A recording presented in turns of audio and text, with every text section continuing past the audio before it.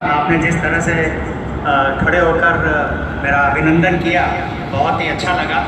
सबसे पहले आप सबको बहुत बहुत नमस्कार। और सरस्वती नदी की इस धरा को, सरस्वती देवी तो विद्या की देवी हैं और मेरा जीवन ही पूरा इस शिक्षा में बीता है अभी तक का, तो इस धरा को भी बहुत बहुत नमस्कार, नमन।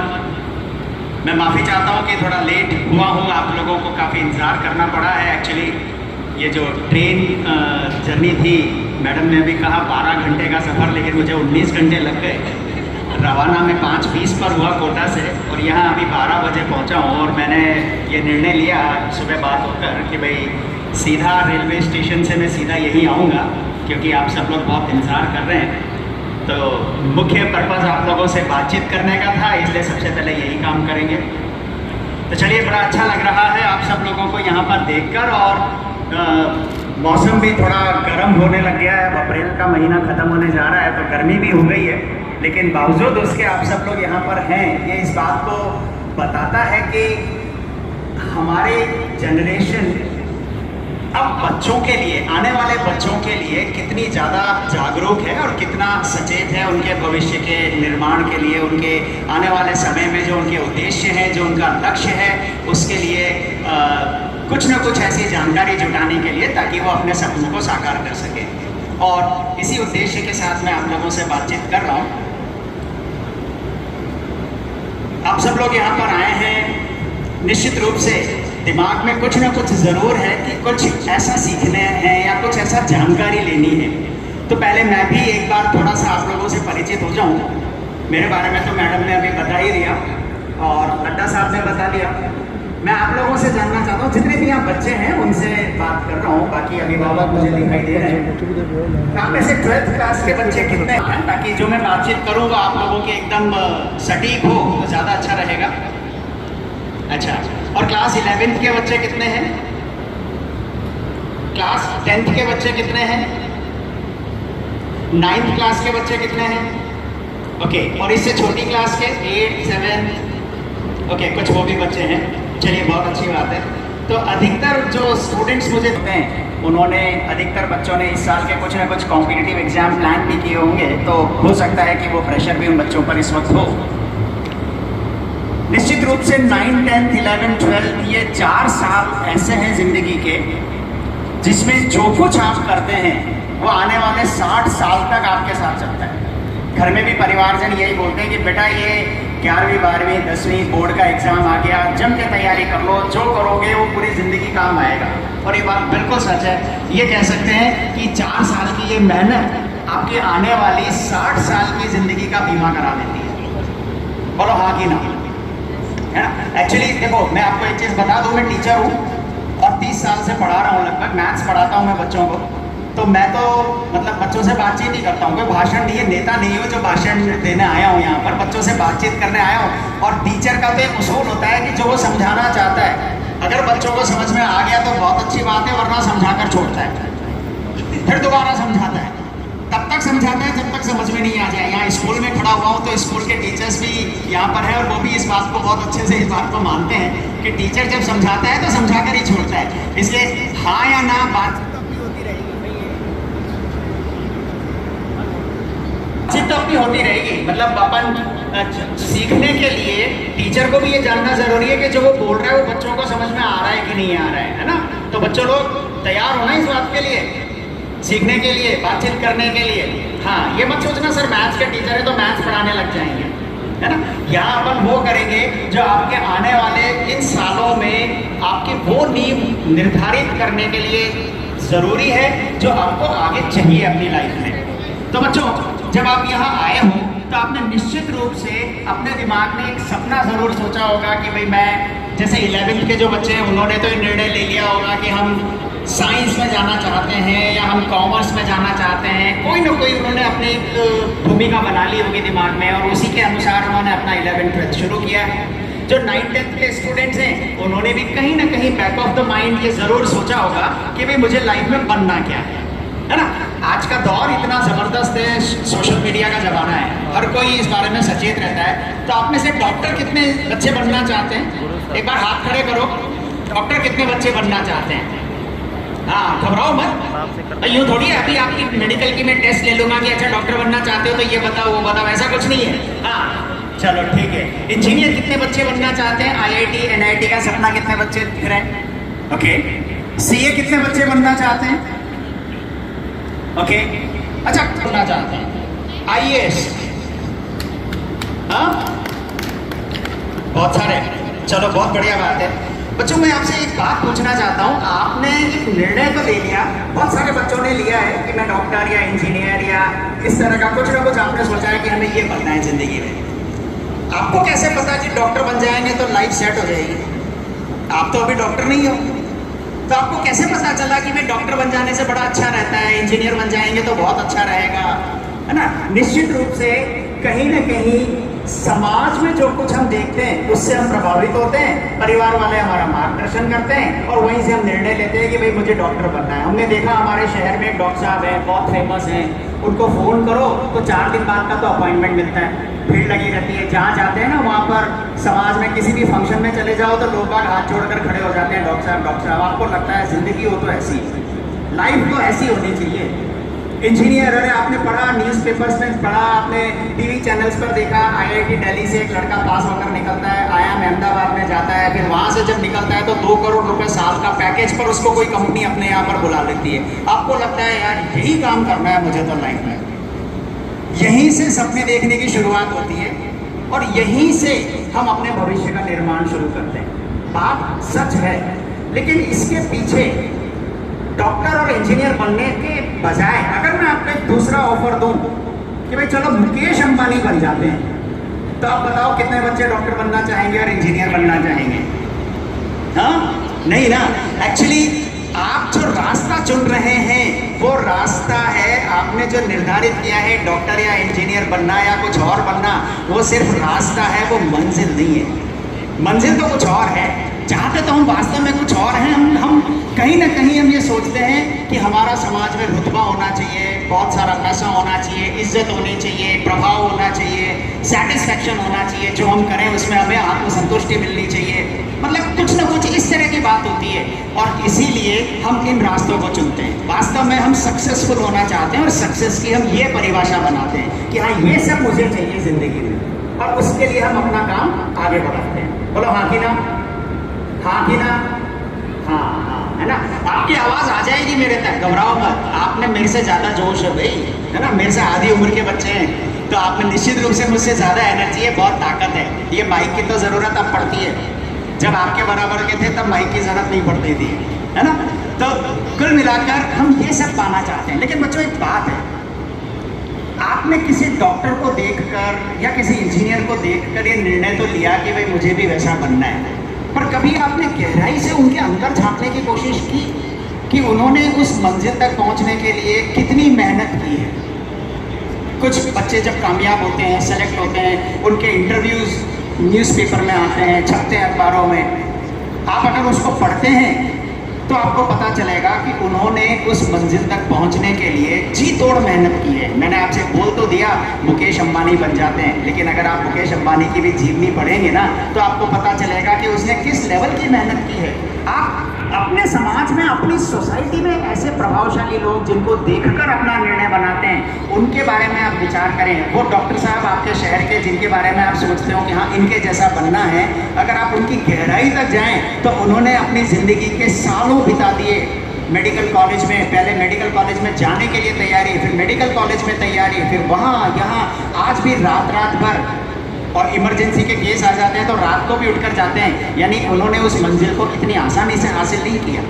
यानी जब हम उस रास्ते पर चलने लगते हैं तब हमें पता चलता है कि वास्तव में उस मंजिल तक पहुंचने के लिए करना क्या है, कितनी मेहनत करनी पड़ती है। जिन खोजा तिन पाइयाँ गहरे पानी बैठ, सुना होगा आपने, है ना? किनारे पर बैठकर कुछ नहीं मिलेगा, अंदर उतरना पड़ता है। यानी कामयाबी के लिए कुछ करना पड़ता है। और आज आप जब इस सेमिनार में आए, मैं जब अंदर एंटर कर रहा था तो विक्रम सर आपसे बात कर रहे थे और वो बता रहे थे कि आपको सफलता के बारे में बताएंगे, आपको मोटिवेट भी करेंगे। ये इस तरह की कुछ आवाज़ मेरे को सुनाई दे रही थी। पर बच्चों मैं आपको एक चीज़ बताता हूँ, सफलता का मंत्र कोई नहीं होता। आप सोचो कि कोई एक ऐसा मंत्र मिल जाए, कोई ऐसा फॉर्मूला मिल जाए, उसको हम रट लें, जैसे मैथ्स के फिजिक्स के फॉर्मूले रट लेते हैं, साइंस के फॉर्मूले रट लेते हैं, तो हम भी कामयाब हो जाएंगे। पर वास्तव में ऐसा होता नहीं है। ऐसा कोई फॉर्मूला नहीं बना जिसको आप रट लो तो आप सक्सेसफुल हो जाओ। इस फॉर्मूले का निर्माण करना पड़ता है, इस फॉर्मूले को बनाना पड़ता है। और अगर मैं आपसे बात करूं कि सक्सेस के इस फॉर्मूले में होता क्या है, तो वास्तव में सक्सेस का फॉर्मूले के 3 पहलू हैं। कितने हैं? कितने हैं? हाँ, पहला है राइट गाइडेंस। क्या है? रटवा के छोड़ूंगा ये सक्सेस का फॉर्मूला, क्योंकि सक्सेस का फॉर्मूला ही तो सीखने आए हैं ना। हाँ, तो पहला तो है सक्सेस फॉर्मूले के 3 स्टेप्स हैं, 3 स्टेप फॉर्मूला है सक्सेस पाने का। पहला है राइट गाइडेंस। क्या है? Right guidance. दूसरा है स्मार्ट हार्डवर्क। क्या? नहीं, मैंने सुना नहीं ठीक से। Smart hard work. और तीसरा है पॉजिटिव थिंकिंग एंड कॉन्फिडेंस। क्या है तीसरा? Positive thinking and confidence. ये 3 चीजें दिमाग में बिठा लो, बहुत अच्छे से बिठा लो। पहला राइट गाइडेंस, दूसरा स्मार्ट हार्डवर्क, और तीसरा पॉजिटिव थिंकिंग एंड कॉन्फिडेंस। एक बार फिर से बोलना, पहला राइट गाइडेंस, दूसरा स्मार्ट हार्डवर्क, और तीसरा positive thinking and confidence. Paper पे लिख लो, घर पर पढ़ाई करते हो ना जिस टेबल चेयर पर बैठकर, उसके आगे लगा लो number 1 right guidance, number 2 smart hard work, और number 3 positive thinking and confidence. ये फॉर्मूला अगर आपने अपने जीवन में उतार लिया, इस फॉर्मूले पर अगर आप काम करने लग गए, तो निश्चित मानिए, ये मेरी गारंटी है, आप कामयाब जरूर होंगे। और हकीकत में यही सक्सेस का फॉर्मूला है। हम चाहते हैं, बहुत बढ़िया, ताली बजाने से मोटिवेशन भी मिलता है, बड़ा अच्छा लगता है, बजाते रहना भी इस बीच में, है ना? बहुत सीधा, बहुत खुलकर, हम तो परिवार की तरह बात करने वाले लोग हैं। नेताओं की लैंग्वेज अलग होती है, परिवार के लोगों की लैंग्वेज अलग होती है ना? तो मैं आपसे जो बात कर रहा हूँ ना, पहला राइट गाइडेंस, दूसरा स्मार्ट हार्डवर्क, और तीसरा पॉजिटिव थिंकिंग एंड कॉन्फिडेंस। अब हम अगर कुछ पाना चाहते हैं, हमारा कुछ उद्देश्य है, हमें ये एग्जाम क्रैक करना है, इस कॉलेज में जाना है, ऐसे पढ़ाई करनी है, तो उसके लिए गाइडेंस चाहिए। लेकिन गाइडेंस का होना जितना जरूरी है, उससे कहीं ज्यादा जरूरी है राइट गाइडेंस। जो कि आजकल सोशल मीडिया का जमाना है, आप कोई भी नाम गूगल पर डालो तो वो अपनी कहानी लिखा देगा। सही है या गलत है इसकी कोई गारंटी नहीं है, लेकिन आपको हर चीज मिल जाएगी। सोशल मीडिया पर क्या नहीं मिल जाएगा, सब कुछ मिल जाता है ना? ज्ञान देने वाले लोग भी बहुत मिल जाएंगे। हमारे कोटा में तो चूंकि इतने सारे बच्चे आते हैं, हर साल लाखों बच्चे पढ़ने आते हैं, आपने सुना ही है, जानते ही हैं आप लोग। तो वहाँ तो ये बात बड़ी फेमस है कि भाई रेलवे स्टेशन से उतरो, ऑटो में बैठो, तो वो ऑटो वाला ही पता चला बहुत बड़ा ज्ञानी है। फिर कहीं किसी चौराहे पर उतरो, पान की दुकान वाले के पास पहुंच जाओ, तो वो बहुत बड़ा ज्ञानी है। वो आपको IIT, NIT और मतलब नीट सबके बारे में कुछ ना कुछ बता देगा। आपको लगेगा यार मेरे से ज़्यादा तो ये जानता है। लेकिन हकीकत में बात यह है कि सिर्फ ज्ञान होने से ज्ञान होना ज़्यादा ज़रूरी नहीं है, जबकि उससे ज़्यादा ज़रूरी है सही ज्ञान होना। अगर हमने उसकी गहराई को नहीं पकड़ा तो हम वहाँ पर कामयाब नहीं हो पाते। तो जो आपको गाइडेंस दे रहा है, जिससे आप सीखते हो, जो आपको पढ़ाता है, जिस इंस्टीट्यूट में, जिस स्कूल में, जिस कॉलेज में आप पढ़ते हो, वहाँ पर गाइडेंस का सटीक होना बहुत ज़रूरी है। और आज के इस दौर में चूंकि प्रचार प्रसार का जमाना है, तो सही गाइडेंस का चयन कैसे किया जाए ये समझना भी बहुत जरूरी है। इसीलिए मैंने गाइडेंस नहीं बोला, मैंने बोला है राइट गाइडेंस। ये जो तीन मंत्र हैं राइट गाइडेंस, ये बच्चे जितना समझेंगे उससे ज़्यादा पेरेंट्स समझेंगे, क्योंकि पेरेंट्स की उम्र बड़ी है, बच्चों से ज़्यादा तजुर्बा है, उन्हें पता है कि बच्चों को गाइडेंस के लिए क्या देना चाहिए। और जो स्मार्ट हार्डवर्क और पॉजिटिव थिंकिंग एंड कॉन्फिडेंस वाले 2 पार्ट हैं, ये निश्चित रूप से बच्चों को अपनी दैनिक दिनचर्या में उतारने वाले 2 पहलू हैं। तो राइट गाइडेंस में यानी कि गाइड का सिलेक्शन कैसे किया जाए, राइट गाइडेंस मिलेगी कैसे, किससे हम ज्ञान लें, किससे हम पढ़ें, कौन हमें बताएगा, कौन हमें समझाएगा, इसके कुछ पैरामीटर्स होते हैं कि आप इन बातों का ध्यान रखो आप जब भी गाइड सेलेक्ट करो, जब भी किसी स्कूल में एडमिशन लो, जब भी किसी कोचिंग इंस्टीट्यूट में एडमिशन लो, जब भी किसी ट्यूशन पर पढ़ने जाओ, जब भी किसी कॉलेज में पढ़ने जाओ, इस बात के प्रति हमेशा सचेत रहिए कि आपको जो गाइडेंस दे रहा है, क्योंकि कॉलेज में, स्कूल में, कोचिंग में, ट्यूशन पे टीचर के पास गाइडेंस के लिए तो जाते हैं, तो अगर गाइडेंस देने वाला सक्षम नहीं हुआ तो आप अपने लक्ष्य को कैसे प्राप्त करोगे? इसलिए गाइडेंस के, यानी राइट गाइडेंस के क्या पैरामीटर्स हैं वो मैं आपको बताता हूँ। उसमें आता है जैसे फैकल्टी अच्छी होनी चाहिए, बहुत सीधी सी बात है ना। लेकिन यहाँ पर भी एक बहुत बड़ा पेज है। न्यूज़पेपर में आप देखते हो 10 टीचर के फोटो छपे हुए होते हैं, बेस्ट फैकल्टी, हर कोई बोलता है बेस्ट फैकल्टी, मैं भी बोलता हूँ बेस्ट फैकल्टी, हमारे यहाँ पर बेस्ट फैकल्टी है ना। आप किसी दूसरे स्कूल में जाओगे, दूसरे कोचिंग में जाओगे, वो भी बोलेंगे हमारे यहाँ पर बेस्ट फैकल्टी है, सबके पास बेस्ट फैकल्टी है। कोई ये कहेगा क्या कि नहीं साहब मेरी फैकल्टी बेस्ट नहीं है? कोई नहीं कहेगा, ये हमें समझना पड़ेगा। आपने देखा न्यूज़पेपर में कि आप बहुत बड़ा इंस्टीट्यूट है, बड़ा नाम है और इनके टीचर्स के फोटो छपे हुए हैं, 10-10 टीचर्स के फोटो छपे हुए हैं, बहुत ही अच्छे टीचर्स हैं। आप किसी से फीडबैक लो तो उनका चर्चा भी बहुत अच्छी होती है। लेकिन बेस्ट कौन है ये हर किसी के लिए अलग अलग होगा। वो व्यक्ति जो बेस्ट है, लेकिन अगर उसके पास आपको देने के लिए टाइम नहीं है तो वह आपके लिए बेस्ट कैसे हो सकता है? आपको मेरी बात समझ में आई है तो बोलो हाँ। मैं कितना भी बढ़िया हूँ, कितना भी एक्सपीरियंस मुझे हो, 30 साल का एक्सपीरियंस मेरे पास है, लेकिन अगर मेरे पास आपको देने के लिए टाइम नहीं है तो मैं क्या आपके लिए बेस्ट साबित हो पाऊंगा? बिल्कुल नहीं होऊंगा।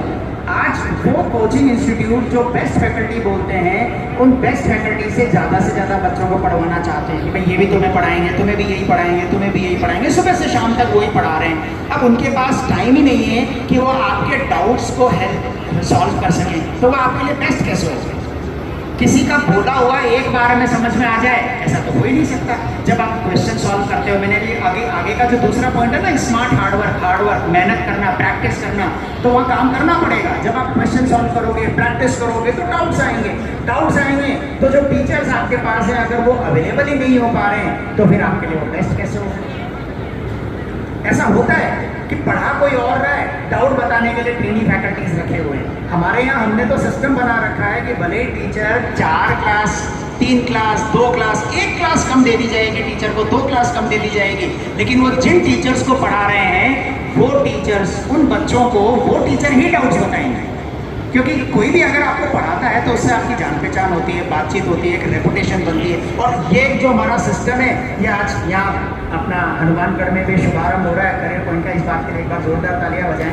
और कोटा का वो सिस्टम अब हमारे इस सेंटर पर भी एग्जैक्टली उसी रूप में लागू करने के लिए तत्पर है। मतलब हमारे फिलॉसफी यही है कि भाई बेस्ट वही है जो बच्चों को उनकी प्रॉब्लम्स को सॉल्व करने में हेल्प करते हैं। एक उदाहरण देता हूँ मैं आपको। बहुत सारे बच्चे यहाँ हैं आजकल के ज़माने में ना, जैसे जब बच्चों पेरेंट्स के बर्थडे आते हैं, पापा का बर्थडे है, मम्मी का बर्थडे है, तो बच्चे भी गिफ्ट देते हैं, छोटा मोटा गिफ्ट देते हैं। आप में से भी बहुत से बच्चे देते होंगे। और वो गिफ्ट में क्या देते हैं? एक कप, उसके ऊपर लिखा होता है world's best dad, world's best mom. देखा है आपने? दुनिया के सबसे बढ़िया पिता, दुनिया की सबसे बढ़िया माँ, इस तरह का आपने देखा होगा कंसेप्ट, है ना। अब मुझे एक बात बताओ, एक घर में गए वहाँ पर भी वर्ल्ड्स बेस्ट डैड लिखा हुआ है, दूसरे घर में गए वहाँ भी वर्ल्ड्स बेस्ट डैड लिखा हुआ है, तीसरे बच्चे ने भी अपने पिताजी को वर्ल्ड्स बेस्ट डैड बोला। अरे सारे बच्चे अपने अपने पिता को वर्ल्ड्स बेस्ट डैड बोल रहे हैं। दुनिया का सर्वश्रेष्ठ तो कोई एक ही होगा ना, ये सारे पिता बेस्ट कैसे हो गए? आपने कभी सोचा? सारे पिता, आपने अपने पिता को बेस्ट बोला, दूसरे के पिता को तो बेस्ट नहीं बोला, या दूसरे बच्चे ने आपके पिताजी को तो बेस्ट नहीं बोला, वो अपने पिताजी को बेस्ट बता रहा है। क्यों बता रहा है? क्यों? क्योंकि उस बच्चे की जो ज़रूरत हो, जितनी ज़रूरत हो, जब ज़रूरत हो, उसके पिता हमेशा उसके साथ खड़े रहते हैं और उसकी प्रॉब्लम सॉल्व कर देते हैं, इसलिए वो बेस्ट है। तो बेस्ट टीचर का जो छलावा है, उस छलावे को आप इस तरह से समझिएगा कि वो टीचर जो आपको गाइडेंस देते वक्त, आपके डाउट्स बताते वक्त, आपको पढ़ाते वक्त आपके साथ नहीं खड़ा हुआ है, वो आपके लिए बेस्ट नहीं है। भले ही वो कितना ही क्वालिफाइड हो, भले ही वो कितना ही एक्सपीरियंस हो, कोई मायने नहीं रखता। बेस्ट वही है जो आपकी प्रॉब्लम को सॉल्व करते हैं। क्योंकि अल्टीमेटली एग्जाम आपको देना है, प्रॉब्लम्स को इकट्ठी करके आप कितना आगे बढ़ पाओगे? कभी नहीं बढ़ पाओगे। दूसरी बात आती है कि जब बेस्ट टीचर से पढ़ाने की बात होती है ना, तो बैच की स्ट्रेंथ अनलिमिटेड हो जाती है। बैच साइज एक बहुत बड़ा मैटर बन जाता है। हमारे कोटा में हम तो मतलब इंस्टीट्यूट पिछले 30 सालों से रन कर रहे हैं, हमने तो ऐसा ऐसा दौर देखा है और अभी भी है। 200 बच्चों की क्लास बनी हुई है, 200 बच्चों की क्लास। अब 200 बच्चों की क्लास में आज अगर पीछे पीछे की बेंच पर बैठा हुआ कोई बच्चा हाथ उठाकर कुछ बोलना चाहे, मुझसे कुछ पूछना चाहे, तो मैं उसको ठीक से समझा नहीं सकता, उसकी आवाज़ मुझ तक नहीं आएगी। यानी आगे की 2-3 रॉस में बैठे हुए बच्चे टीचर से बात कर पाते हैं और 200 बच्चों की 250 बच्चों की क्लास चल रही होती है। हमने तो सिस्टम बना रखा है कि 50 या 60 इससे ज़्यादा एक क्लास में बच्चे नहीं होंगे। क्यों? क्योंकि फिर जो टीचर वहाँ पढ़ा रहा है वो बेस्ट टीचर उन बच्चों के लिए हो ही नहीं सकता, क्योंकि इससे ज़्यादा बच्चों को वो एक बार में हैंडल कर ही नहीं सकता। तो ये एक बहुत बड़ा मैटर होता है। एक और बहुत बड़ा पैरामीटर होता है इंस्टीट्यूट सेलेक्ट करने का, रिजल्ट। अभी रिजल्ट्स के ये इन दिनों में रिजल्ट्स आते हैं, आप भी न्यूज़पेपर में देखते हैं, फोटोग्राफ छपते हैं बच्चों के। कल भी जेईई मेन का रिजल्ट आया, आपने देखा होगा, फोटोग्राफ छपे हुए न्यूज़पेपर में, first rank, second rank, third rank. अरे भाई 1 लाख बच्चे आपके इंस्टीट्यूट में पढ़ रहे हैं, सेलेक्ट हो रहे हैं 5000, यानी 5% रिजल्ट। आप समझ रहे हो मैं क्या बोलना चाह रहा हूँ, है ना? अगर मेरे इंस्टीट्यूट में 100 बच्चे पढ़ रहे हैं, मेरी क्लास में 100 बच्चे बैठे हुए हैं और वहाँ पर से सेलेक्ट हो रहे हैं 20, तो मेरा रिजल्ट तो दूसरे इंस्टीट्यूट से बेस्ट हो गया, है ना? फर्स्ट रैंक, बच्चा सोचता है यार इस इंस्टीट्यूट से फर्स्ट रैंक आई है, इस वाले टीचर के पढ़ाए हुए बच्चों की फर्स्ट रैंक आई है, इसका मतलब मैं भी इन्हीं से पढ़ूंगा तो मेरी भी फर्स्ट रैंक आ जाएगी। पर वास्तव में ऐसा नहीं होता। अमिताभ बच्चन के फोटो फ्रेम में खुद का फोटो लगा लो तो क्या अमिताभ बच्चन बन जाओगे? नहीं बनोगे ना। उसके लिए वही करना पड़ेगा जो उस बच्चे ने किया होगा। अरे भाई ये तो बहुत सिंपल सी बात है, जिसकी फर्स्ट रैंक आई है उसकी गहराई में उतरो। वो बच्चा पता चला कि जब बहुत छोटी सी क्लास थी तब से न जाने क्या क्या करता आ रहा है, ओलंपियाड और ये और बहुत सारी चीज़ें कर रखी हैं, और उसके बाद उसकी फर्स्ट रैंक आई है। वास्तव में उस बच्चे को तो पढ़ाने की ज़रूरत ही नहीं थी, उसका तो रिजल्ट बोल रहा है। उस बच्चे को तो उस गाइडेंस की जरूरत नहीं थी, उस बच्चे को कैसा एनवायरनमेंट मिला, उस बच्चे को किसने पढ़ाया, कितनी हेल्प दी गई, ये सब चीज़ें निरर्थक हो जाती हैं और हम सिर्फ उसके अखबार के रिजल्ट को देखकर अपना मानस बना लेते हैं। बहुत सारे ऐसे फैक्टर्स होते हैं, हमें समझ में भी नहीं आता, वास्तव में इसका नुकसान उठाना पड़ता है। तो ये सारे पैरामीटर्स हैं जो राइट गाइडेंस के तहत आपको अंदर घुस के तहकीकात करने चाहिए। मैं एक बात बोलना चाहता हूँ आपसे, क्योंकि ये जो बातें मैंने बोली थोड़ी बड़ी हैं और पेरेंट्स इन बातों को ज़्यादा अच्छे से समझ सकेंगे। थोड़ा बारिश का सा मौसम सा लग रहा है ना, ओके। तो चलो कोई बात नहीं, मुझे लगता है सारी चीज़ें आज ही होनी है। ट्रेन भी आज ही लेट होनी थी तो बारिश भी आज ही आनी है, ओके। करने का टाइम ही नहीं है, आगे बढ़ो। जो सीख लिया आने के बाद तो उस पर बेस्ड क्वेश्चंस करो। आपने कई बार सुना होगा ना, बच्चे बोलते हैं अरे इसके कंसेप्ट बहुत स्ट्रांग है। ये कंसेप्ट स्ट्रांग कैसे होता है? कंसेप्ट नाम की कोई चीज़ होती है क्या? नहीं, कंसेप्ट नाम की कोई चीज़ नहीं होती। कंसेप्ट स्ट्रांग होता है ज़्यादा से ज़्यादा प्रैक्टिस करने से, क्योंकि ज़्यादा प्रैक्टिस करते हैं डाउट ज़्यादा आते हैं, डाउट ज़्यादा आते हैं तो क्लियर भी ज़्यादा होते हैं, क्लियर ज़्यादा होते हैं तो कंसेप्ट स्ट्रांग होते हैं। फिर उसी तरह का क्वेश्चन आपको फिर कभी देखने को मिलता है तो आपको लगता है कि हाँ ये मेरा देखा हुआ कंसेप्ट है, इसको मैं सॉल्व कर सकता हूँ, और आप आगे बढ़ जाते हैं। जिसने जितना ज़्यादा अपने आप को घिस रखा होता है ना, वो उतना ही कामयाब होता है। वो कहते हैं ना, आग में तपकर ही कुंदन निखरता है। तो आग में तपना पड़ता है। आप ये सोचो कि सर वो सफलता के 3 मंत्र बताए थे ना आपने, हमने रट भी लिए और अपनी टेबल पे चिपका भी लिए तो अब तो बस हो गया काम। ऐसा नहीं है, मेहनत करनी पड़ती है। मेहनत करोगे तो कामयाब बनोगे। और मैंने कई बार बच्चों को, जैसे स्मार्ट हार्डवर्क की मैं बात कर रहा हूँ, हार्डवर्क तो ज़रूरी है, स्मार्ट भी बहुत ज़रूरी है साथ में। कई बार आपको देखा होगा, आपने घरों में बच्चे पढ़ाई करते हैं, पेरेंट्स को बड़ी एक शिकायत होती है कि बेटा ये क्या कर रहा है। बच्चों के पढ़ने के तरीके से शिकायत होती है। क्या तरीका होता है बच्चों का? पलंग पर बैठे हुए हैं, पलंग पर बैठकर पढ़ाई कर रहे हैं। बहुत छोटी छोटी बात बोल रहा हूँ, मैंने कहा ना कोई भाषण नहीं दे रहा, बहुत सामान्य बात बोल रहा हूँ, अपने एक परिवार वाली बातें कर रहे हैं अपन। पलंग पर बैठकर पढ़ाई करते हैं बच्चे। अब कहने को तो उसने 4 घंटे लगा दिए, पर भाई उसका आउटपुट 1 घंटे के बराबर है, ये सच्चाई है। वहीं आप 4 घंटे पलंग पर बैठकर पढ़ने के बजाय 2 घंटे टेबल चेयर पर बैठ के पढ़ाई किए होते ना, तो जितना आपने 4 घंटे पलंग पर बैठकर पढ़ाई करने में सीखा, उससे ज़्यादा सीख लेते। यकीन नहीं है तो आजमा कर देख लेना। गारंटी है ये। अपन एक काम करते हैं, अब तो बारिश भी रुकने किसी नजर आ रही है, बाहर चल के किसी से पूछते हैं कि भाई साहब ये भगवान ने पलंग किस लिए बनाया है, और कोई ये कह दे कि पढ़ने के लिए बनाया है, तो मैं ये भाषण देना बंद कर दूंगा। अरे भाई सोने के लिए बनाया है तो उसको सोने के काम में लो, पढ़ने के लिए टेबल चेयर बनाई है तो वहां जाकर बैठो। यानी आप अपने मेहनत करने के तरीकों में सुधार लाओ, आपकी मेहनत स्मार्ट होती चली जाएगी। स्मार्ट हार्डवर्क यही चीज।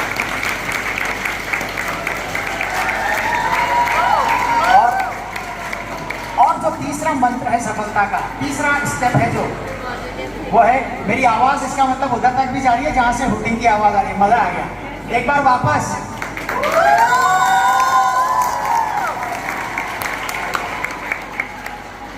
तीसरा जो पहलू था अपने इस सफलता के मंत्रों का, वो था पॉजिटिव थिंकिंग एंड कॉन्फिडेंस, सकारात्मक सोच और आत्मविश्वास। सकारात्मक सोच का इससे बढ़िया नतीजा क्या हो सकता है कि आज आप और हम यहाँ इस हॉल के नीचे बात कर रहे हैं। मैं आपको उदाहरण बताता हूँ, आपकी ज़िंदगी में, मेरी ज़िंदगी में रोज़ ऐसी बातें होती हैं, अगर हमारा सोच सकारात्मक है ना तो जो हम करना चाहते हैं वो हो जाता है, और जो नकारात्मक सोच होता है तो होते हुआ काम बिगड़ जाता है। बाहर बारिश आ रही थी, एक बार के लिए तो सबको लगा होगा कि अब क्या होगा, प्रोग्राम यही तो खत्म नहीं कर दें, लेकिन हमने भी सोच रखा था कि नहीं, आप लोगों से बातचीत करनी है, और आपने भी सोच रखा था कि मुझे सुनना है, तो इस हॉल के नीचे सब लोग आकर बैठ गए, बीच में 15-20 मिनट, आधा घंटे का समय जरूर लगा। ये सकारात्मक सोच। मैं ट्रेन से रवाना हुआ, ट्रेन जो सुबह कोटा से यहाँ चलकर 8 बजे पहुँच जाती है, 4 घंटे लेट की, 10, साढ़े 10, 11 बजे मुझे यहाँ पहुँचना था। एक बार के लिए तो मैंने हमारे जो कोऑर्डिनेटर है विक्रम जी को फ़ोन करके बोला कि भाई अब तो लग रहा है, मुश्किल लग रहा है, तुम लोगों को ही वहाँ पर मैनेज करना पड़ेगा, लड्डा साहब को बोलना। इन्होंने भी बोला हाँ सर ठीक है, अब जितनी बजे भी आप आते हो देखते हैं तब की क्या स्थिति रहती है, अगर हो पाया तो आप मिल लेना, नहीं हो पाया तो कोई बात नहीं। उस पल तो ऐसा लगा कि शायद ये प्रोग्राम अब मैं अटेंड नहीं कर पाऊंगा, लेकिन जैसे ही इनसे बात करने के बाद मैंने फिर से सोचा, मैंने कहा नहीं, मैं यहाँ आया किस लिए हूँ, आप लोगों से मिलने, तो मिलूंगा, रास्ता ढूंढते हैं। मैंने दिमाग लगाया कि क्या मैं बीच में उतर कर बाई रोड जा सकता हूँ। मैंने पता किया तो उसमें भी उतना ही टाइम लग रहा था। मैंने कहा नहीं है संभव। फिर मैंने कहा कोई बात नहीं, 8 बजे ट्रेन आ जाती, 8:30 तक मैं होटल पहुँच जाता, 11:15 तक आपके पास आ जाता, यानी कि 2.5-3 घंटे में मैं क्या करता, नहाता धोता, तैयार होता, ब्रेकफास्ट करता, थोड़ा रेस्ट करता। मैंने कहा कोई बात नहीं, एक दिन रेस्ट नहीं करेंगे क्या फ़र्क पड़ रहा है, एक दिन ब्रेकफास्ट नहीं करेंगे, प्रोग्राम के बाद सीधा लंच कर लेंगे, क्या फ़र्क पड़ रहा है, एक दिन नहाएंगे धोएंगे नहीं, क्या फ़र्क पड़ रहा है। अरे इस प्रोग्राम के बाद नहा लूँगा जाकर। मैं ट्रेन में तैयार हो गया और सीधा ट्रेन से यहाँ। ये नतीजा है सकारात्मक सोच। मैंने सोच लिया था कि आपसे मिलना है, ये मेरा मेन काम है, तो बिना मिले, बिना बातचीत करे तो मैं यहाँ से नहीं जाऊँगा, और ये हुआ। अगर आप सोच लोगे तो आप सोच कर तो देखो कि आपने जो सोच लिया वो हुआ है या नहीं। बचपन से लेकर आज तक आप ऐसे बहुत से उदाहरण ढूंढ लोगे कि जो काम आपने सोचा वो कर डाला, और जिस काम को करने में खुद से सवाल कर रहे हो कि अरे नहीं ये कैसे होगा, ये तो नहीं हो सकता, लेकिन मानकर चलो वो काम नहीं हुआ। भाई ये कहा जाता है कि भगवान दूसरा कदम उठाने का मौका भी उसी को देता है जो पहला कदम उठाता है। बहुत गहरी बात बोल रहा हूँ लेकिन बहुत सिंपल है। आप कुछ करने के लिए पहली स्टेप आगे बढ़ाते हो ना, तभी तो दूसरी स्टेप आगे बढ़ाओगे। अरे जब पहली स्टेप ही नहीं बढ़ाई तो दूसरी कैसे बढ़ाओगे? सीधी सी बात है, पहली स्टेप बढ़ाओगे, चैलेंजेस आएंगे तो आप उनका रास्ता निकालोगे। अच्छा हाँ, ऐसा करने की कोशिश करते हैं, आपको लगा इसमें कुछ गड़बड़ है, आप देखोगे नहीं इसका रास्ता बदल के ऐसे करते हैं। बाहर बारिश हो रही है, बाहर नहीं हो सकता, कोई बात नहीं, रास्ता ढूंढते हैं, ऊपर के हॉल में करते हैं, यहाँ के हॉल में करते हैं, दिमाग लगाते हो, कोई ना कोई हल मिलता ही है।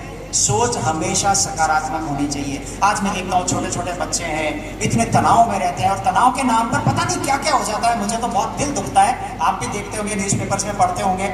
लेकिन मैं बोलता हूँ जिंदगी में इतने सारे रास्ते आपके सामने खुले हुए हैं, और हम छोटे छोटे तनाव पार कर जी रहे होते हैं। हम मतलब इतनी चीजें हैं लाइफ में आगे बढ़ने के लिए। सोच हमेशा सकारात्मक होनी चाहिए।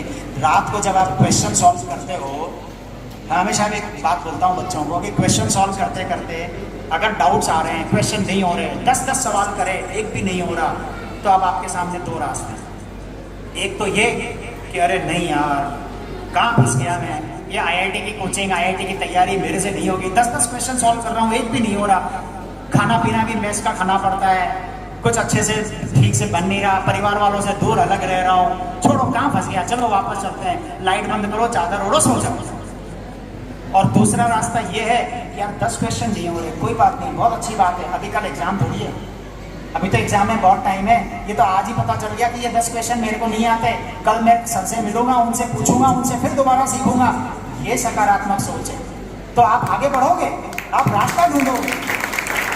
लेकिन जरूरी है इन सब चीजों के लिए आपका सोच सकारात्मक होना।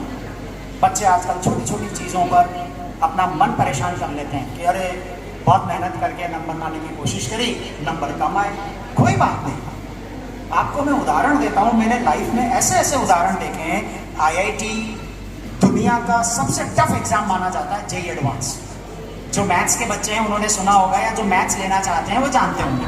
यहाँ और भी टीचर्स हैं मेरे साथ, वो समझते हैं इस बात को। जेईई एडवांस को बहुत टफ माना जाता है, हर साल उदाहरण देखने को आते हैं। जेईई एडवांस में 40% नंबर अगर किसी बच्चे के आ जाते हैं तो वो 5000 के आसपास रैंक ले आता है। 60% नंबर अगर किसी बच्चे के आ जाते हैं तो उस बच्चे का 1000 के अंदर रैंक आ जाती है। पिछले साल का उदाहरण देता हूँ, 2022 का जेईई एडवांस का पेपर हिस्टोरिकली टफेस्ट था। आज तक के इतिहास में इससे टफ पेपर नहीं था जेईई एडवांस का। बच्चे क्वेश्चन सॉल्व कर रहे थे एग्जामिनेशन हॉल में और उनसे बन ही नहीं रहे थे, उनकी हालत खराब हो ही जा रही थी। और अल्टीमेटली कुछ बच्चे जो बाद में मुझे मिले, उन्होंने कहा सर क्वेश्चन ही नहीं बन रहे थे, क्वेश्चन ही नहीं बन रहे थे, मेरे तो 2 ही क्वेश्चन हो पाए, मेरे तो 3 ही क्वेश्चन हो पा रहे थे, तो मैं क्या करता। फिर कुछ और क्वेश्चन में जबरदस्ती तुक्के मार कर आया। बाहर आने के बाद पता चला कि भाई ये पेपर केवल तेरे लिए टफ नहीं था, सारे बच्चों के लिए टफ था। जो स्थिति तेरी थी वही दूसरों की थी, तूने जबरदस्ती तुक्के मारने में एक बहुत बड़ी गलती कर दी, नेगेटिव मार्किंग हो गई और तेरे नंबर और कट गए और कट ऑफ गया 15%। 15% जिस बच्चे के लास्ट ईयर जेईई एडवांस में नंबर आए जनरल कैटेगरी में, उसकी सिलेक्शन की रैंक लिस्ट आ गई। जिस बच्चे के 360 का पेपर था, 360 में से 78 मार्क्स वाले बच्चे को आईआईटी में एडमिशन मिल गया। 360 में से केवल 78 मार्क्स वाले बच्चे को आईआईटी में एडमिशन मिल गया। अब आप बताओ, एग्जामिनेशन हॉल में बैठकर अगर आप नकारात्मकता के शिकार हो गए कि मेरे तो क्वेश्चन ही नहीं सॉल्व हो रहे और घबराहट में गलतियों पे गलतियां करते चले गए, तो कैसे काम चलेगा। 78 मार्क्स लाने के लिए कितने क्वेश्चन सॉल्व करने पड़ते हैं, आप सोच कर देखिए। 20 क्वेश्चंस का फिजिक्स केमिस्ट्री मैथ्स में 60 क्वेश्चन का एक पेपर और 60 क्वेश्चंस का दूसरा पेपर, 120 क्वेश्चंस का पेपर था। 120 क्वेश्चंस के पेपर में से आपको कितने से क्वेश्चन सॉल्व करने पड़ते हैं 78 नंबर लाने के लिए आईआईटी में एडमिशन के लिए। हाँ ठीक है, रैंक का ऊपर चलते हैं तो रैंक अच्छी और आती है, लेकिन मैं आपको बताना चाहता हूँ कि इस नेगेटिविटी की वजह से स्टूडेंट्स बनता हुआ काम बिगाड़ लेते हैं। इसलिए हमेशा याद रखिए कि जिंदगी में कुछ भी बुरा नहीं हो रहा, सब कुछ बढ़िया हो रहा है। सोच हमेशा सकारात्मक रखिए। मैं तो बल्कि आज यहाँ जितने भी बच्चे बैठे हुए हैं जो आईआईटी की तैयारी करना चाहते हैं और जितने भी बच्चे बैठे हुए हैं जो मेडिकल कॉलेज में जाना चाहते हैं, उन बच्चों से एक बात और बोलना चाहता हूँ कि दुनिया में जितने कामयाब लोग हैं हर कोई आईआईटीएन नहीं है। All IITians are not successful and all successful persons are not IITians. ये बात हमेशा याद रखें। ऐसा नहीं है कि आईआईटी में जाओगे तो ही जिंदगी में कामयाब होगे, ऐसा नहीं है कि मेडिकल कॉलेज में जाओगे तो भी जिंदगी में कामयाब होगे। अरे सोच पॉजिटिव होनी चाहिए। आईआईटी में सिलेक्शन हो गया तो बहुत अच्छी बात है। मैं हमेशा बोलता हूँ बच्चों को कि बेटा याद रखना एक चीज़, आईआईटी की तैयारी कर रहे हो ना, ये तपती धूप में चलने के जैसा है। घबराना मत, पैर में छाले भी पड़ेंगे, आंखों से पानी भी आएगा, रात रात भर जागोगे, कम सोओगे तो तकलीफ होगी, सिर भी दुखेगा, घबराना मत। लेकिन एक बात हमेशा याद रखना कि और इतनी मेहनत के बाद जब सिलेक्शन होता है तो बड़ा अच्छा लगता है, और जब नहीं होता है तो दुख होता है। दुख मत मनाना, क्यों? क्योंकि इस तैयारी के दौरान तुम सीखोगे बहुत कुछ। ये जो इसने मेहनत करना सीख लिया ना, वो जिंदगी में कभी भी पीछे नहीं रहता, हमेशा याद रखना। अरे सोच तो ऐसी होनी चाहिए कि आईआईटी में हो गया तो बहुत अच्छी बात है, और नहीं हुआ तो उससे भी अच्छी बात है। कोई ऐसी इंडस्ट्री डालेंगे जिसमें आईआईटीएंस को नौकरी देंगे, ये भी तो सोच सकते हो ना। अपना अपना सोच है भाई। डॉक्टर बन गए तो बहुत अच्छी बात है, और नहीं बने तो कोई बात नहीं, मेडिकल कॉलेज खोलेंगे, हॉस्पिटल खोलेंगे। हॉस्पिटल खोलने के लिए तो डॉक्टर की डिग्री जरूरी नहीं है ना, एम्स से पास होकर आने वाले डॉक्टर्स को नौकरी पे रखेंगे। अरे अपनी सोच है भाई, कोई रोक रहा है आपको सोचने से? कोई नहीं रोक रहा। सोचो, और सोचकर लिख लो कि मुझे ये करना है। जैसे सचिन तेंदुलकर ने ब्रेड हॉक की बॉल पर लिखकर दे दिया था कि दोबारा ऐसा कभी नहीं होगा, और हकीकत थी वो दोबारा कभी नहीं हुआ। आप भी एक बार सोचकर देखो और उसको लिख लो कि हाँ मुझे ऐसा करना है, आप कर पाओ। और एक चीज़ और बोलूँगा बच्चों, लाइफ में हमेशा कुछ भी हो जाए हमेशा खुश रहो। आपका सोचा हुआ हो तो बहुत अच्छी बात, और नहीं हो तो उससे भी अच्छी बात, क्योंकि तब उसका सोचा हुआ होता है और वो आपसे ज़्यादा ज्ञानी है। आपने बहुत छोटी दुनिया देखी है, उसने तो पूरी दुनिया देखी है ना। आपने सिर्फ अपना भला सोचा है और उसने सबका भला सोचा है, तो आपका बुरा कैसे हो जाएगा। इसलिए हमेशा खुश रहो, हमेशा खुश रहो। बच्चे बोलते हैं कि सर सक्सेस मिलेगी तो खुश हो जाएंगे। मैं बोलता हूँ बेटा, success is not the key to happiness, happiness is the key to success. खुश रहोगे तो कामयाब होगे। बच्चे बोलते हैं सर कामयाबी मिल जाएगी तो खुश हो जाएंगे। अरे मैं तो उल्टा बोलता हूँ, खुश रहना शुरू करो, कामयाब अपने आप होने लग जाओगे। क्योंकि आप अच्छा सोचोगे तो सोच पॉजिटिव रहेगी, सोच पॉजिटिव रहेगी तो आपको रास्ते नजर आएंगे कि हाँ ऐसा नहीं तो ऐसा करते हैं, ऐसा नहीं तो ऐसा करते हैं, आप आगे बढ़ते चले जाओगे। तो खुश रहना बहुत ज़रूरी है। और एक चीज़ और याद रखो, बहुत सारे सवाल मैंने आपसे पूछे कि कौन क्या करता है, कौन क्या करना चाहता है। शुरुआत भी मैंने सवाल से ही की थी। एक सवाल और अब कंक्लूड करने से पहले पूछना चाहता हूँ कि बेटा ज़िंदगी में आए हो तो जीने के लिए आए हो या जीतने के लिए आए हो? जीने के लिए आए हो या जीतने के लिए आए हो? जल्दी से सोच के बताओ। अरे जीता तो सिकंदर भी था। आप बताओ जीने के लिए आए हो कि जीतने के लिए आए हो? जीने के लिए आए हैं। तो खुश होकर ज़िंदगी जियो और अपना उद्देश्य अपने सामने रखो। आप सोच सकारात्मक रखो, कॉन्फिडेंस रखो, और इन 3 चीज़ों को अपनी दैनिक दिनचर्या में अपने काम करने में ढाल लो। Number 1 right guidance, number 2 smart hard work, और number 3 positive thinking and confidence. यकीन मानकर चलो, आप जो चाहते हैं जिंदगी में वो आपको देर सवेर मिलेगा, हासिल होके रहेगा। That's it my dear students. बस इसी के साथ मैं कंक्लूड करना चाहूँगा कि सोच बदलो, सितारे बदल जाएंगे, नज़र बदलो, नज़ारे बदल जाएंगे। यो कश्तियाँ बदलने से कुछ नहीं होगा दोस्तों, दिशा बदलो, किनारे बदल जाएंगे। आप सबको जिंदगी में बहुत कुछ मिले, ईश्वर आपकी हर मुराद पूरी करे और आपका भविष्य बहुत। हमारे आदरणीय Shri Shailendra Maheshwari sir, director Times, director career point Kota, Hanumangarh पधारने पर टाइम्स परिवार इनका हार्दिक अभिनंदन करता है, हार्दिक स्वागत करता है। विक्रम सर ने आपको पहले बताया, जैसे जो कोटा में कोचिंग की जो नींव रखी गई थी आज से 30 साल पहले, जो आज कोटा का प्रूवन सिस्टम है, जिससे बच्चे आज आईआईटी और जेई और नीट करके डॉक्टर और इंजीनियर्स की जो खोज खड़ी की जा रही है, उनके सर फाउंडर मेंबर है। मैं सर से रिक्वेस्ट करता हूँ आए और अपने हमारे टाइम्स परिवार के और हमारे आदरणीय अभिभावकों से और हमारे चीफ गेस्ट, हमारे जो गेस्ट आज पधारे हुए हैं, उनके साथ संवाद करेंगे। Thank you sir. वेलकम रखी थी।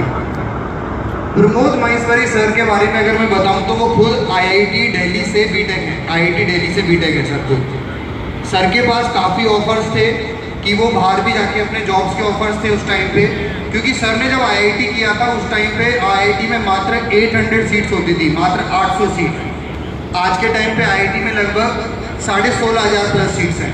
उस टाइम सिर्फ 800 सीट होती थी आईआईटी के अंदर। उसमें से एक सर भी थे जो आईआईटी दिल्ली से बीटेक करके निकले थे, तो जॉब्स की कोई कमी नहीं थी। बट सर का सपना था कि अपने माँ बाप के साथ रह के, क्योंकि सर बेसिकली कोटा से ही है, प्रमोद सर बेसिकली कोटा से ही है, तो उनका सपना था कि कोटा में ही रह के कुछ करता हूँ मैं। तो अगर आप सबने सुना होगा वीके बंसल सर का नाम, बंसल क्लासेस, बंसल क्लासेस का नाम आपने सुना होगा।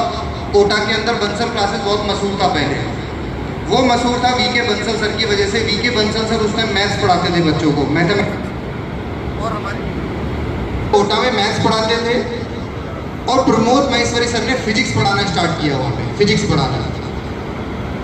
पहले बच्चे प्रमोद वीके बंसल सर के पास मैथ पढ़ते थे, फिर सर के पास आते थे फिजिक्स पढ़ते थे। और देखा गया कि पहले ही साल में लगभग 10 से 15 सिलेक्शंस हुए आईआईटी के अंदर। कोटा बहुत छोटा शहर था उस टाइम, कोटा को कोई नहीं जानता था, कोई भी नहीं जानता था कोटा को। 1990s की बात बता रहा हूँ मैं आपको। लगभग 15 सिलेक्शन जब हुए, उस टाइम 800 सीट होती थी, तो सबकी नज़रें कोटा पे गई कि ऐसा वहाँ क्या हुआ कि एक साथ 15 बच्चे वहाँ से सेलेक्ट हुए हैं। तो फिर धीरे पेरेंट्स का भी रुझान कोटा की तरफ बढ़ता चला गया और 1993 में इन चीज़ों को देखते हुए करियर पॉइंट की स्थापना की, जिसमें एक ही छत के नीचे आईआईटी की प्रिपरेशन करना स्टार्ट किया गया। पहले ही साल में मैं आप सबको बताना चाहूँगा 53 सिलेक्शंस आईआईटी के अंदर पहले ही साल में करियर पॉइंट ने दिए, पहले ही साल में 53 सिलेक्शंस आईआईटी के अंदर। और इस तरह के जब सिलेक्शन कोटा शहर से होने लगे तो ये एक ऑब्वियस था कि जितने भी पेरेंट्स ऑल इंडिया से थे वो अपने बच्चों को वहाँ ले जाने लगे और एडमिशन करा के वहाँ उनकी तैयारी कराने लगे। और इस तरह आज कई साल हो चुके हैं, लगभग 30 साल पूरे हो चुके हैं। कोटा जो है एक कोचिंग का सिस्टम बन गया है पूरे भारत में, जो पूरे भारत में मशहूर है, मुझे बताने की ज़रूरत नहीं है। पर हम एक विजन लेके चल रहे हैं, जो प्रमोद महेश्वरी सर विजन लेके चल रहे हैं। उसका रीज़न क्या है? देखिए, सुनने में बहुत बुरा लगेगा, मैं भी करियर पॉइंट कोटा से ही, सुनने में लगेगा बहुत बुरा। और प्रमोद महेश्वरी सर ये बोलते हैं अब वहाँ पे कोचिंग इंडस्ट्री कोटा की वो कमर्शलाइजेशन हो चुकी है, कमर्शलाइजेशन बन चुका है एक तरह से। नंबर ऑफ स्टूडेंट जो वहाँ पे जा रहे हैं, सिलेक्शन 1% भी रेशियो में नहीं आ रहे हैं, 1% भी बच्चे आईआईटी और नीट में नहीं जा रहे हैं। बाकी जितने भी बच्चे वहाँ पहुँच रहे हैं, पूरी भीड़ में वहाँ बच्चा जाता है, वो सिर्फ पेइंग चेक है वहाँ पे। और शहर इतना महंगा हो चुका है कि एक बच्चे को अगर वहाँ रहना खाना है तो मिनिमम 20,000 की कॉस्ट उसको बियर करनी पड़ती है एक महीने के लिए। एक महीने की मिनिमम 20,000 की कॉस्ट उसको बियर करनी पड़ती है। और मैं आपको बताना चाहूँगा इतनी फीस नहीं है वहाँ पे जितना बच्चे का रहने खाने का खर्चा हो जाता है। फिर बच्चा अपने पेरेंट्स से वहाँ पे जाके दूर हो जाता है, पेरेंट्स की नज़रों से बच्चा दूर है वहाँ पे। अगर गलत संगत में पड़ जाए तो बच्चा अपना भविष्य बनाने जाता है, पर चीज़ें दूसरी हो जाती हैं वहाँ पे। दूसरा, जो पेरेंट्स की पॉकेट पे अधिक खर्चा पड़ता है वो अलग से होता है। इन्हीं सारी चीज़ों को दूर करने के लिए हमने टाइम्स पब्लिक स्कूल के साथ हाथ मिला के यहाँ पे स्कूल इंटीग्रेटेड प्रोग्राम हम स्टार्ट करने जा रहे हैं, जिसकी शुरुआत हम करने जा रहे हैं। और अब मैं आपको विश्वास दिलाता हूँ करियर पॉइंट कोटा की तरफ से कि जितने भी जो फैकल्टी मेंबर्स होंगे, जो स्टडी मटेरियल होगा, जो टेस्ट पैटर्न्स होंगे, एज इट इज कोटा का कोचिंग सिस्टम आपको आपके शहर में मिलेगा, एज इट इज। आप ये कह सकते हैं कि आने वाले समय में हनुमानगढ़ को भी एक मिनी कोटा हम बना सकते हैं, क्योंकि जब कोटा भी स्टार्ट हुआ था, कोटा कोचिंग सिस्टम बनना, तो वो भी जीरो से ही स्टार्ट हुआ था। सीकर भी आजकल बहुत मशहूर हो गया है, वो भी जीरो से स्टार्ट हुआ था। तो हम क्यों अपने बच्चों को अपने से दूर भेजकर एक्स्ट्रा पैसे खर्च कर जिन चीज़ों को हम तलाशते हैं वो जब आपके शहर में ही मिल रही है, तो आपको ये सारी चीज़ें कहीं जाने की ज़रूरत नहीं पड़ेगी। और देखिए, इसमें दोनों का रोल है। कई बार क्या है, हमें लगता है कि पेरेंट्स ने फीस भर दी और पेरेंट्स का रोल खत्म हो गया। ये सुनने में अटपटा लगेगा। हम बोलते हैं अपने बच्चे को कि मैं क्या कर सकता हूँ, मैं तेरी फीस ही तो भर सकता हूँ, बाकी तो तुझे ही करना है। ये बहुत गलत हम सोचते हैं, ये मेरा मानना है, हो सकता है आपका मानना थोड़ा अलग हो। उसका रीज़न है, मुझे लगभग 12 साल हो गए हैं नीट और आईआईटी जेईई में बच्चों को कंसल्टेंट करते हुए। 12 साल से मैं एक ही जॉब में हूँ और एमबीए करने के बाद में मैं एजुकेशन इंडस्ट्री में आ गया, और 12 साल से नीट और आईआईटी जो बच्चे कर रहे हैं, मैं उन्हीं के साथ काम कर रहा हूँ। और मैं अपने एक्सपीरियंस से टाइट होके कह सकता हूँ कि पेरेंट्स का रोल 50% है बच्चे के भविष्य के अंदर। 50%, पूरा का पूरा 50% रोल है पेरेंट्स का। क्योंकि जब स्टूडेंट 10th से 11th में जाता है तो बच्चे ने बाहर की दुनिया नहीं देखी होती, उसे नहीं पता होता कंपटीशन का लेवल क्या है, दुनियादारी नहीं पता होती उसे। पर जो हमारे पेरेंट्स हैं जिन्होंने सारी चीज़ देखी है, वो चीज़ों को समझते हैं बहुत अच्छी तरीके से, और उनकी गाइडेंस बच्चे को तब तक चाहिए होती है जब तक बच्चा कहीं अच्छी जगह ना पहुंच जाए।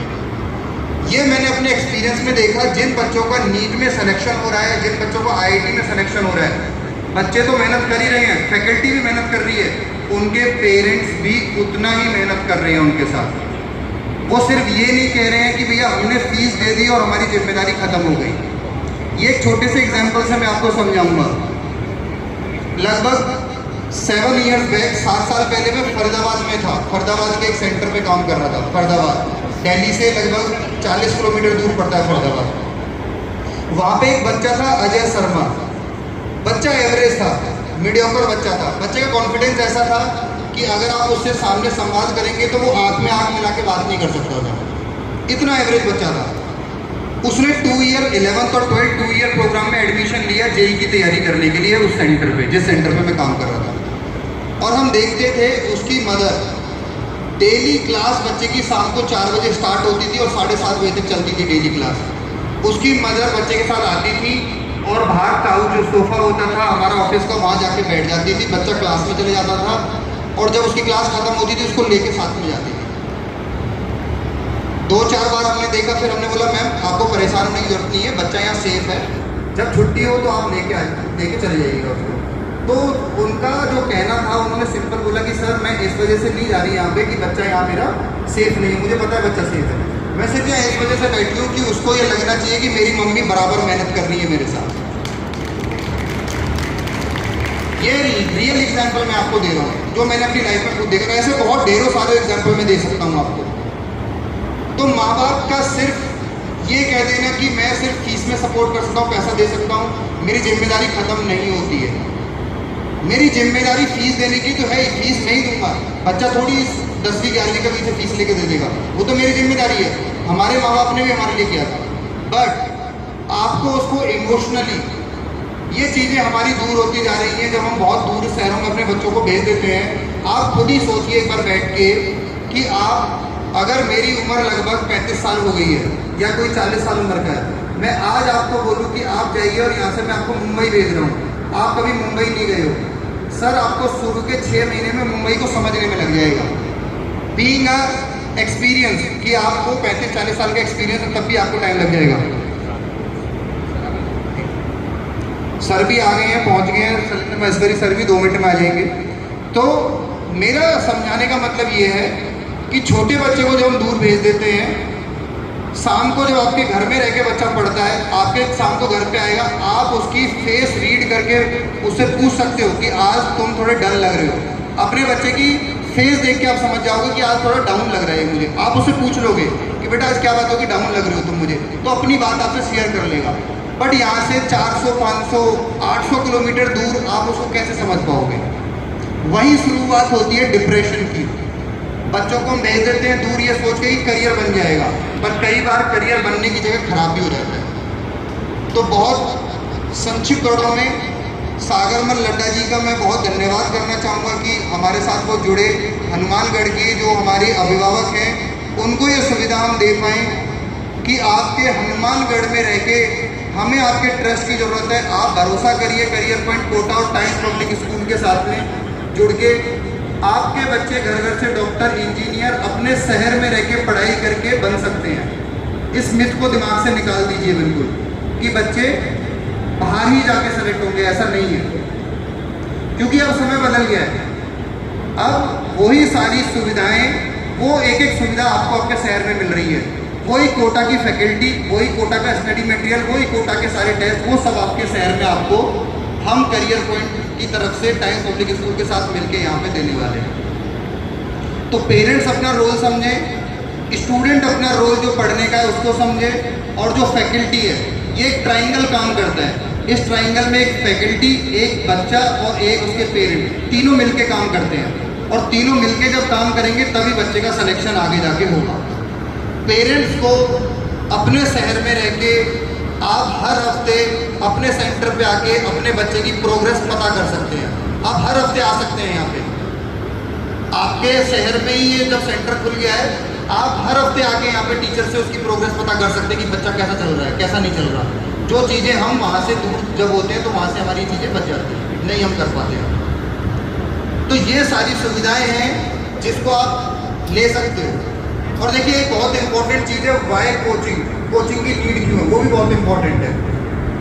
कोचिंग की नीड इसलिए है क्योंकि आज आने वाले टाइम में आर्टिफिशियल इंटेलिजेंस नाम का एक चीज़ आ गई है, AI। उस आर्टिफिशियल इंटेलिजेंस को केटर करने के लिए अच्छी एजुकेशन हमारे बच्चों में होना बहुत ज़रूरी है।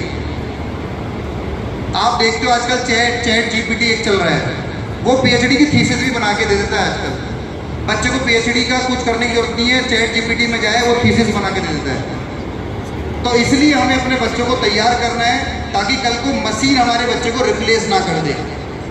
कल को कोई मशीन आके कह रहे हैं रोबोट चल रहे हैं, तो उसको मशीन रिप्लेस ना कर दे। इसलिए हमें अपने बच्चों को तैयार करना है, अच्छी संस्थाओं में भेजना है, IIT NIT डॉक्टर ऐसी संस्थाओं में।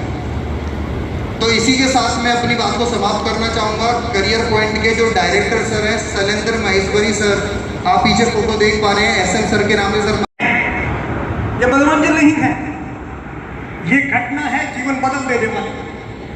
आज जो घटना घटित हो रही है आपके शहर हनुमानगढ़ में, ये किसी भी व्यक्ति का जीवन बदल सकता है। किसी भी व्यक्ति का मायने नहीं रखता कि वो व्यक्ति क्या है, मायने नहीं रखता कि वो व्यक्ति कोई मजदूर है, मायने नहीं रखता कि व्यक्ति किसान है, मायने नहीं रखता कि वो कोई प्राइवेट सर्विस कर रहा है। ये किसी भी व्यक्ति का जीवन बदल सकती है। एंड वन कैन चेंज, कोई भी व्यक्ति बदल सकता है भाई। तो मैं यहाँ बैठे तमाम लोगों में जो चाहे किसी भी हालत में है, मैं ये बताने आया हूँ कि आपका बच्चा भी वो कर सकता है जो आप चाहते हैं, लेकिन आज आपको यहाँ सुनना पड़ेगा। It is not simple entertainment, not recreation. ये सिर्फ मनोरंजन नहीं है, ये ऐसा मनोरंजन है जो आपके बच्चे का फ्यूचर बनाने वाला है। इसलिए जो सर आ रहे हैं आज, उनको आपको ध्यान से सुन रहा है, और मैं जो बातें करूंगा उनको भी ध्यान से सुनना है। दोस्तों, मैं अपने बारे में बताऊं आपको कि मैं जयपुर में मोटिवेशनल स्पीकर हूं, और आपको मैं बता दूं कि मैं इसी हनुमानगढ़ का जन्म आया हूं, इसी Hanumangarh. And I have started my career from zero. मैंने भी कभी अपना कैरियर जीरो से शुरू किया था। इन्हीं सड़कों पे मैं गांव से बारदाना लाया करता था, दूसरे पढ़ाया करता था। But my dream was big. I have not think small. मैंने स्मॉल नहीं सोचा, बड़ा सोचा कि मेरी पहचान एक नेशनल लेवल पे होनी चाहिए। मुझे वो करना है कि जो लोग सोचे कि हाँ दिस इज द अचीवमेंट। और ये ड्रीम कभी मैंने आज नहीं देखा था। मेरे साथ एक घटना घटी और आदमी को चेंज कर देती है। दोस्तों, मैं बताऊंगा आपको कि जीवन बदलने के लिए बहुत दिन नहीं चाहिए, बहुत साल नहीं चाहिए। एक घटना आदमी को जीवन बदल देती है। One incident can change your life. तो मैं आपको बधाई देना चाहूंगा कि आज वो जो पीछे लोग बैठे हैं, जो सोच रहे हैं कि हम तो गरीब हैं, हम पिछड़ी जाति से हैं, हम किसान हैं, हम ग्रामीण हैं, हम कैसे कर रहे हैं। नहीं, this is the wrong thinking. अगर गरीबी पैदा होती तो डॉक्टर कलाम को रोक के दिखाती। अगर गरीबी पैदा होती तो डॉक्टर कलाम को रोक के दिखाती। आपने अखबार बेचने से अपना कैरियर शुरू किया, but his dream was big. और उसने सोचा था कि मुझे बहुत बड़ा काम करना है, और गरीबी पैदा नहीं बन सकी। And finally he became the missile man, he became the scientist, and he became the president of India. अगर जोरदार तालियां व्यक्ति के लिए। तो ये काम आपका बच्चा भी कर सकता है। मत सोचिए कि मैं किसान हूं, मत सोचिए कि हम मजदूर हैं, मत सोचिए कि हम गरीब हैं, मत सोचिए कि हम ग्रामीण हैं, पिछड़ी जाति से। These are the barriers. Barriers is not outside, it is inside you. कि हम तो कैसे कर पाएंगे। अगर गरीबी पैदा होती तो मैंने बताया डॉक्टर कलाम को रोक के दिखाती, रामनाथ कोविंद को रोक के दिखाती।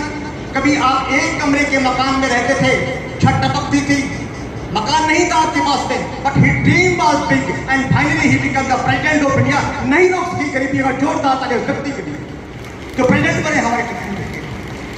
अगर गरीबी पैदा होती, पिछड़ी जाति का पैदा होती, तो भीमराव अंबेडकर रोक के दिखाती। आज संविधान को हम फॉलो करते हैं, वो पिछड़ी जाति से थे। तो कहने का मतलब है बाधाएं होती रही हैं।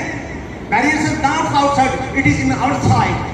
भीतर होता है हमारे कि हम तो गरीब हैं, हम कैसे कर सकेंगे, हम पिछड़ी जाति से हम कैसे कर सकेंगे, हम लड़कियां हैं हम कैसे कर सकेंगे। अगर लड़की होना पैदा होता तो सुनीता विलियम को रोक कर दिखाती, कल्पना चावला को रोक के दिखाती, मुक्ता राव जो अभी RS टॉपर किया है उन्होंने बिफोर लास्ट ईयर, उसको रोक के दिखाती। नहीं रोक सकती। लड़कियां होना पैदा नहीं है, बट जोरदार तालियां लड़कियों के लिए कर सकती है सब कुछ। तो आज जितने भी लोग बैठे यहाँ पे, कि नहीं ना सोचे कि हम मूर्ति की तरह बैठे रहें। ये एक सेमिनार है जीवन बदलने का।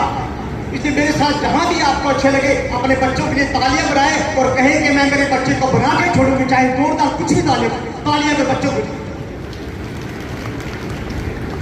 देखिए मैं बताऊं आपको, सबसे पहले तो मैं अपनी स्टोरी बताता हूं आपको, and how I became an motivation speaker and why I choose this. After 27 years of government service I lacked that. 27 साल मैंने गवर्नमेंट सर्विस की। I was at development officer in LIC, but my dream was big. मैंने सोचा कि यार life ये नहीं है कि कुछ पैसों के लिए आप जिंदगी गिरवी रख दो। आप वो काम करें कि पैसा पीछे चले आप। Your personality is the biggest thing in your life. आपकी सबसे बड़ी चीज है वो आपकी पर्सनैलिटी है। मेरा भी था कि मैं कोई ऐसा काम करूं कि दुनिया में जाने के बाद भी रहूं, और ये प्रेरणा मिली मुझे मेरे फादर से। दोस्तों मैं अपने बारे में बताऊंगा आपको। इन 1965 1965 में मेरे फादर की डेथ हो गई। इन 1965, ध्यान से सुनना देखिए, क्योंकि मैंने पहले भी कहा कि one incident can change your life and that happened with me also. 1965 में मेरे फादर की डेथ हो गई and I was just 3 years old। मैं 3 वर्ष का था and I have not seen my father. मैंने देखा भी नहीं उनको, क्योंकि मैं 3 वर्ष का बच्चा था। लेकिन जब मैं बड़ा हुआ, मेरी उम्र कोई 8-7 साल रही होगी, 10 साल रही होगी, तो लोगों ने मुझसे बहुत बातें की मेरे फादर के बारे में कि आपके फादर बहुत अच्छे आदमी थे, वो सोशल बहुत थे, लोगों के काम बहुत आते थे, इस तरह की बातें मुझसे करते। तो मैंने सोचा कि यार जो आदमी आज जा चुका है, जो दुनिया में भी नहीं है आज, उसकी इतनी बातें क्यों करते हैं लोग। और मैं छोटा बच्चा था, मैं समझ नहीं पाया इसको। लेकिन जब लगातार बातें हुई तो स्ट्राइक किया कि something special with my father, कि कोई एक विशेष बात है जो फादर में थी। तो मैंने एक डायरिया लिखना शुरू किया दोस्तों। वो डायरिया आज भी मौजूद है मेरे पास, और उस डायरी में मैंने पहली लाइन लिखी कि पिताजी आप इस दुनिया से जा चुके हैं, मैंने आपको देखा भी नहीं है, और मैंने आपके बारे में इतना सुना है कि आप ऐसे थे ऐसे थे ऐसे थे। तो जो कि वो लोग जो कभी आपके साथ रहे होंगे, कभी आपके दोस्त रहे होंगे, कभी आपके परिचित रहे होंगे, जब वो आपकी इतनी बातें करते हैं तो मैं आपका बेटा हूं, तो मेरा फर्ज बनता है कि मैं भी आपके लिए कुछ करूं। तो मैंने एक डायरी में पहली लाइन लिखी, वो डायरिया मेरे पास आज भी मौजूद है। मैंने उसमें लिखा कि पिताजी मैं आपके शरीर को तो जिंदा नहीं कर सकता, it is not in my control, ये मेरे कंट्रोल में नहीं है कि मैं आपके शरीर को जिंदा कर दूं, लेकिन एक दिन ऐसा आएगा कि आपके बेटे को पूरा हिंदुस्तान जाने का जब मैं करके दिखाऊंगा। This is the end that was just a turn. वो एक टर्न था लाइफ का। मैं LIC में विकास अधिकारी रहा, 27 साल मैंने गवर्नमेंट जॉब किया, but my passion was different. मेरा जुनून कुछ अलग था। मैं पैसे के पीछे भागने वाला नहीं था। मेरा था कि तेरी पर्सनैलिटी के पीछे पैसा चलना चाहिए, तुझसे पहले पैसा नहीं होना चाहिए, and I have done that. 27 साल की सर्विस के बाद चूंकि मैं लेखन से जुड़ा था, किताबें लिखता गया। मेरी पहली किताब का विमोचन 2006 में उस समय के उपराष्ट्रपति श्री भैरव सिंह शेखावत साहब ने किया। सिविल लाइन में विमोचन हो रहा था, मैं भैरव सिंह जी के पास खड़ा था, तो विमोचन करते समय मैं रोने लगा। तो मुझसे भैरव सिंह जी ने कहा कि आप रो क्यों रहे हैं, आपकी किताब का लॉन्च हो रही है, सब लोग बैठे हैं, अच्छा माहौल है, आप रो क्यों रहे हैं। तो मैंने कहा कि सर मैं रो इसलिए नहीं रहा, there is a special reason it, इसके पीछे एक रीजन है। तो मुझे क्या रीजन है। मैंने कहा सर मैं इस किताब में जो फोटो लगा हुआ है वो असल में मेरा नहीं है, मेरे फादर का, क्योंकि मेरी शक्ल मेरे फादर से मिलती है। तो मैं कहा ये फोटो मेरे फादर की है, और मैंने फादर से कमिटमेंट किया था कि पिताजी मैं आपके शरीर को तो जिंदा नहीं कर सकता, लेकिन आपके नाम को एक नेशनल लेवल पे लेके जाऊंगा। और चूंकि आप नेशनल डिग्निटी हैं, आप इस देश के वाइस प्रेसिडेंट हैं, इसलिए मुझे लगता है कि मैंने अपने बेटे होने का हक थोड़ा सा अदा किया है, इसलिए रो रहा हूँ सर, इसलिए रो रहा हूँ, इसलिए रो रहा हूँ। तो फिर भैरव सिंह जी राजस्थानी बोलते थे, उन्होंने मेरे पीठ पे हाथ रखी, बोले भगवान ऐसा बेटा सैनिक थी, भगवान ऐसा बेटा सैनिक थी। तो मैं आपसे कहता हूँ कि आपका भी बेटा कारनामा कर सकता है, लेकिन उसे कमजोर मत करना कभी आप। कभी ये एहसास मत कराना कि तू किसान का बेटा है, कभी ये एहसास मत कराना तो कि गरीब का बेटा है, कभी ये एहसास मत कराना कि तू पिछड़ी जाति का बेटा है। डजंट मैटर, कोई मैटर नहीं करता। मैटर ये करता है कि आप जीवन में आगे बढ़ने चाहते हैं अथवा नहीं।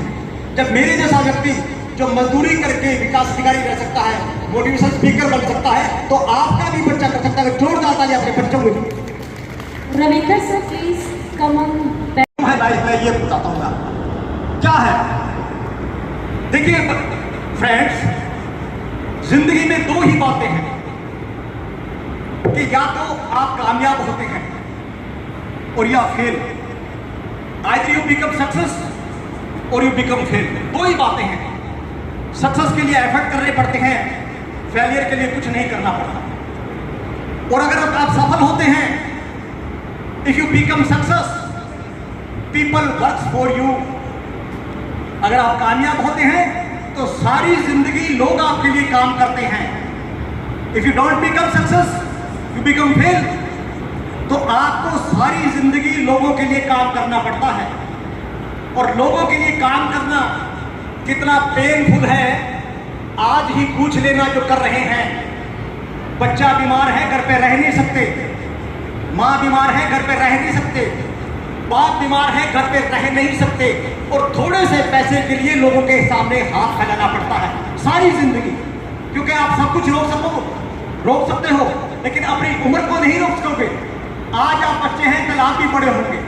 मैं उन पेरेंट्स को कहना चाहता हूं कि अपने बच्चों को बताएं ये बातें कि आज आप बच्चे हैं, कल आप भी बड़े होंगे, और आप पे भी वो जिम्मेवारियां आएगी जो आपके माँ बाप निभा रहे हैं। इसलिए जब वो जिम्मेवारियां आती हैं तो हम फेल हो जाते हैं। इसलिए सक्सेस होना बहुत जरूरी है। जो व्यक्ति सक्सेस नहीं होगा, उसके लिए वो लाइफ है कि सारी जिंदगी उसे दूसरों के हाथों में खेलना पड़ेगा, थोड़े से पैसे के लिए काम करना पड़ेगा। इसलिए आज वो समय है, आपके पेरेंट्स जहां बैठे हैं, आप बन सकते हैं जो आप चाहेंगे, लेकिन पढ़ना आपको पड़ेगा। आपके पेरेंट्स पैसा लगा सकते हैं, लेकिन पढ़ना आपको पड़ेगा। आपके गुरुजन आपको पढ़ा सकते हैं, लेकिन पढ़ना आपको पड़ेगा। और जिस दिन ये बात समझ आ जाती है बच्चे को कि ये जीवन मेरा है और मुझे ही कामयाब होना है, क्योंकि मुझे उन परिस्थितियों से नहीं गुजरना, सारी जिंदगी को परेशानी में नहीं डालना, तो वो बच्चे को कामयाब होने से कोई नहीं रोक सकता। आज यहाँ तो पेरेंट्स बैठे हैं, वो चाहता है, बाप चाहता है कि मेरा बच्चा कामयाब हो, क्योंकि वो चाहता है कि मैं खेत पे काम करता हूँ, सारे दिन काम करता हूँ, बहुत ठंडी जो होती है रात, उसमें सर्द रात में मैं पानी लगाता हूँ, पैर में पता नहीं चलता कि पैर है अथवा नहीं, पानी लगाते समय उसको पता नहीं चलता, इतनी ठंडी रात में भी वो पानी लगाने जाता है, इसलिए कि उसका बच्चा परेशान नहीं हो। वो बाप इसलिए काम करता है कि उसका बच्चा जैसे आज वो परेशान है, कल वो परेशान नहीं हो, इसलिए वो खेत में जाता है। वो मजदूरी करता है इसलिए कि मेरे बेटे को कोई बुरे दिन नहीं देखने पड़े। जैसे मैं आज मेहनत कर रहा हूँ, मेरे परिवार को देखना पड़ा, मेरे बच्चे को परेशान नहीं होना पड़े।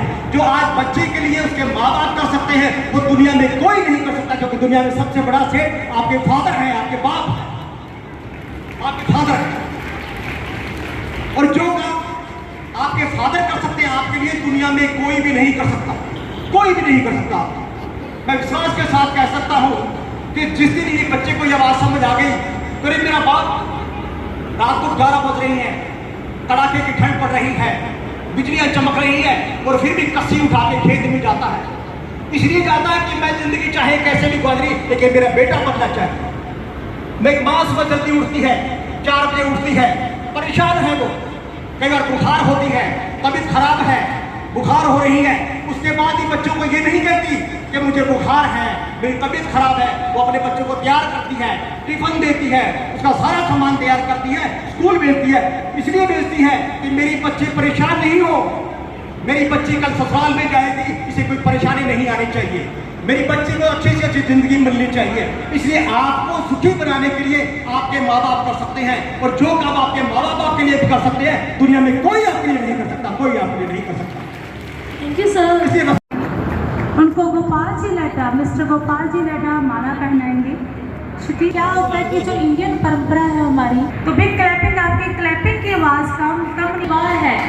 प्रभात के मैडम सर को गोविंद सिंह सर जी माला पहना रहे हैं। बिग क्लैपिंग हो जाए, देखो आपकी क्लैपिंग की आवाज़ कम नहीं होनी चाहिए।